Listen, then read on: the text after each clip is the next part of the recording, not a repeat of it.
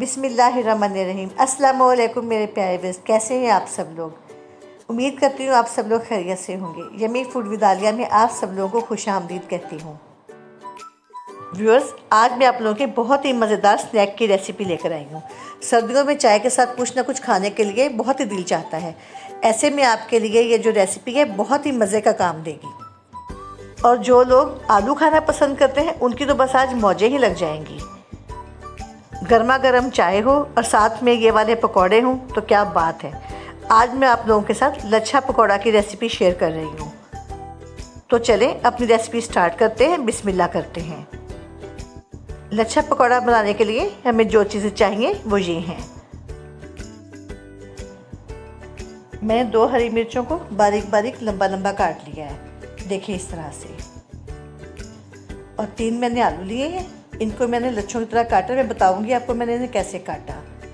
1 cup बेसन लिया है, आधा कप कॉर्नफ्लोर लिया है, गरम मसाला आधा चम्मच, जीरा आधा चम्मच, हल्दी आधा चम्मच, नमक 1 चम्मच और कुटी मिर्च 2 चम्मच। अब मैं आपको बताऊंगी मैंने आलूओं को कैसे काटा है। मैंने पीलर लेकर आलूओं को इस तरह काटा है। आप इस तरह भी आलू काट सकते हैं और दूसरे तरीका भी मैं आपको बताती हूँ। देखिए पतले पतले स्ट्रिप बन गए इस तरह से, लेकिन मैंने इन्हें कद्दूकश से बनाया है। देखिए कद्दूकश को इस तरह रखा और आलू को मैंने लंबाई के रुख लिया और इस तरह से मैंने मोटे वाली साइड से इसको काटा। देखें इसे कितने खूबसूरत से लच्छे बन गए हैं, देखें इस तरह से।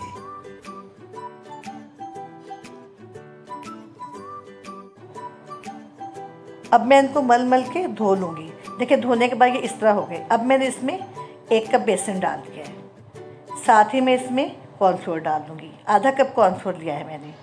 अब इसमें सारे बाकी मसाले भी यानी नमक, मिर्च, हल्दी, गरम मसाला और ज़ीरा भी डाल दूँगी और साथ ही हरी मिर्चें शामिल कर दूँगी। उसे अच्छी तरह से मिक्स करूँगी। फिर मैं देखूँगी कि क्या मुझे इसमें पानी मिलाना है। इसमें अगर पानी मिलाया भी तो मैं सिर्फ 1 या 2 टेबल स्पून डालूँगी, इससे ज़्यादा नहीं, वरना फिर इसका बैटर बहुत पतला हो जाएगा। देखिए अभी हमारे पास इस तरह का बैटर बन गया है। मैं ऑयल को गर्म होने के रख दूँगी। देखिए अभी कितना ठीक है, बिल्कुल भी पतला नहीं है। आप इसकी कंसिस्टेंसी चेक कर सकते हैं। ये बिल्कुल बस बेसन इसको लच्छों के साथ चिपक गया है। मैं तेल गरम कर लिया है। अब इसमें मैं डोंगे के चमचे से एक एक पकौड़ा उठाऊंगी और इसमें फ्राई करने के लिए डाल दूँगी। मैंने इसे बहुत तेज़ गरम ऑयल में नहीं डाला, वरना एकदम से जल जाएंगे।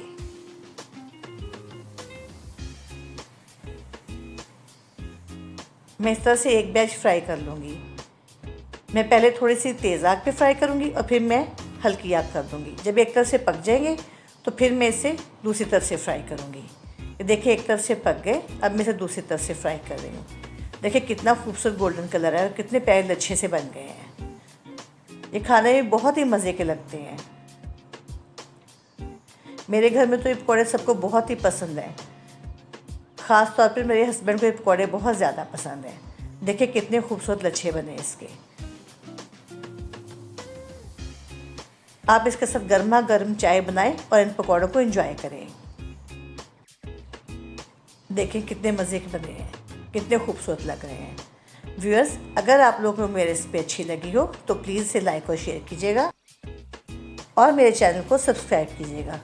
तो इंशाअल्लाह फिर मिलेंगे किसी बहुत अच्छी नई रेसिपी के साथ। तब तक खुश रहें, खुश रखें। ओके जी, अल्लाह हाफिज़।